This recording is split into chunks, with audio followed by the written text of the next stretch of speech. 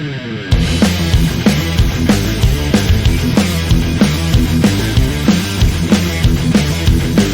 today's Luthier's Quick Tips, I'm going to try to answer the question, when it comes to level sanding and polish sanding a clear coat, should you be dry sanding or should you be wet sanding? Well, the quick answer is you should be wet sanding. However, let me explain a few details about this before you make the decision. If you follow the technology of level sanding the way I do, you'll notice that the whole concept of dry sanding parallels the development of water-based finishes. And as the human race is pivoting away from solvent-based finishes and are adopting water-based finishes, we're seeing the use of dry sanding as a more common technique for leveling and polishing the surface before you buff it out to a high gloss shine. The reason for that is because a lot of the companies that manufacture water-based finishing products recommend dry sanding. And the reason for that is if you wet sand a water-based finish, you potentially run the risk of softening your clear coat as you're doing the work. And when that happens, you increase the likelihood of scratching or marring the surface, which unfortunately you're not going to be able to see until you take it to the buffing machine. And then when you buff it out, you're going to see those scratches are still there, and that can be really frustrating. The problem with wet sanding water-based finishes is that in order to actually do it, you have to wait until your water-based clear coats have fully cured. And unfortunately, that can take 3 to 4 weeks, and in some cases even longer, depending on the temperature and the humidity of where you're working. Now, a lot of automotive manufacturers have been using water-based finishes for a number of years now. So you're probably wondering, well, how do they do it? Do they let their cars sit for a month before they can level sand and polish sand the clear coats? No, they are using systems which can rapidly dry and cure their finishes so that they can proceed on. Now, in most cases, your automotive manufacturers don't even have to bother with level sanding and polish sanding because of the way they apply the finishes. They lay down as smooth as glass. However, it's the companies that are involved in repairing damage using water-based finishes. They're the ones that have to rapidly cure the finish so that they can spot level sand and polish sand the areas that they repair. Unfortunately, they can't let the car sit around a month to let it fully cure.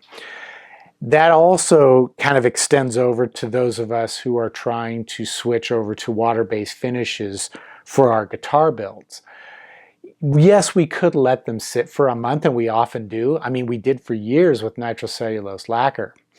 However, we're getting to where we want to be able to move these projects faster, and letting them sit around a month is not always an option. And plus, a lot of guys who are building guitars, the weekend warrior luthier, they want to get their project done. They don't want to have it sit around for a month and wait to see what's going to happen when they level sand and polish sand and buff it out to a high gloss shine.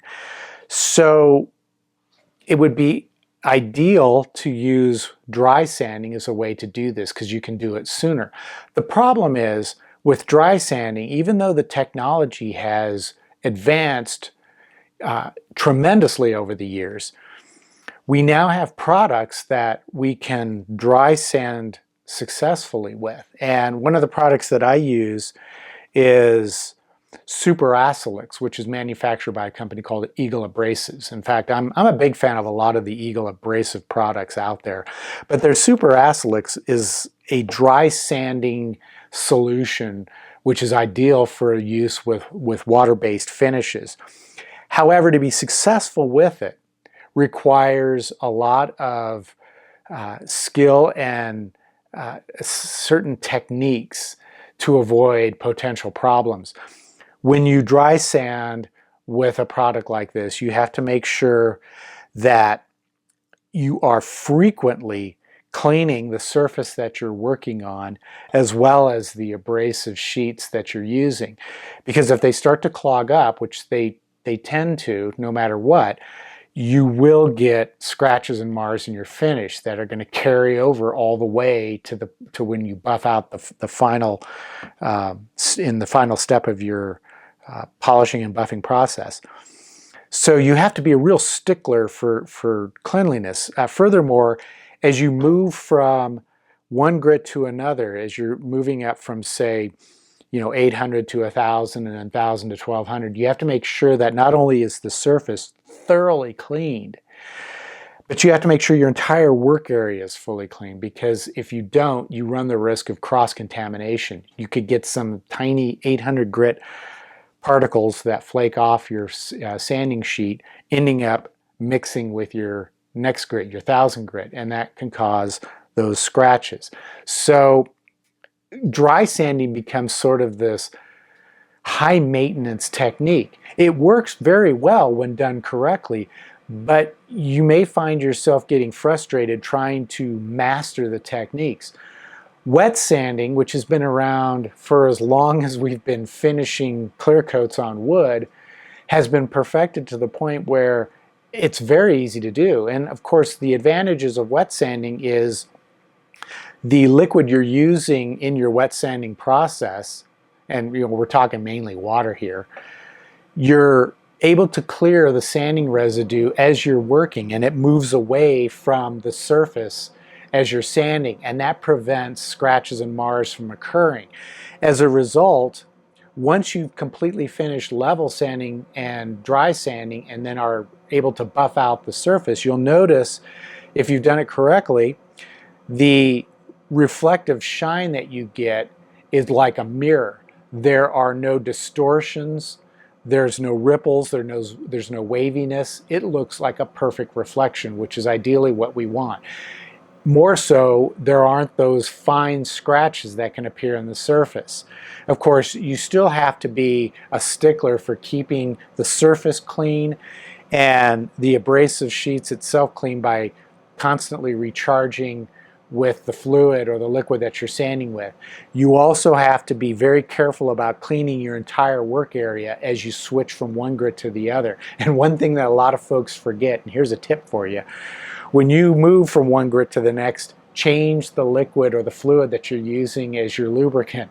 If you're using water, throw it out and get a fresh container full of water. Don't use the same water for 1,200 grit that you were using earlier with 600 grit, because cross-contamination is going to lead to those scratches that you frequently see. So in the end, I think the answer to the question is wet sanding better than dry sanding? In my experience, it is. I do think that dry sanding is going to continue to improve over the years. It just will, because of the demand for dry sanding techniques to be used with water-based finishes.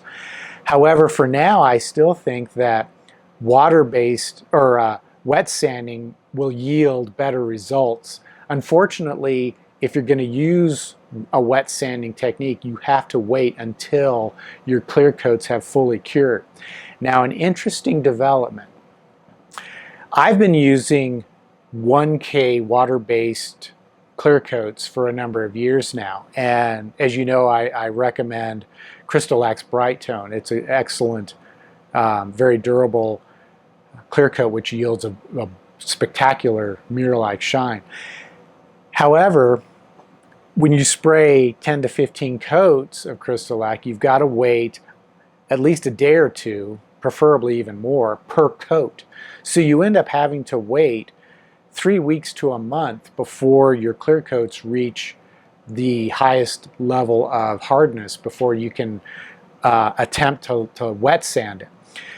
There is, however, some new products that have hit the market in recent years, and we're talking about water-based 2K polyurethanes, and these are just like their solvent-based counterparts. You have a water-based polyurethane, and then you mix into it a catalyst, and that catalyst dramatically speeds up the drying and cure time. and it also dramatically increases the hardness. Now I'm going to be reviewing a product that I've started testing recently, which I think you'll find very interesting, because you can literally apply it in the morning, spray your clear coats in the morning, and by later that afternoon you can be wet sanding and getting ready to buff it out to a high gloss shine. So that's a potential game changer in the world of water-based finishes and how you can level sand and polish sand that type of finish before buffing it.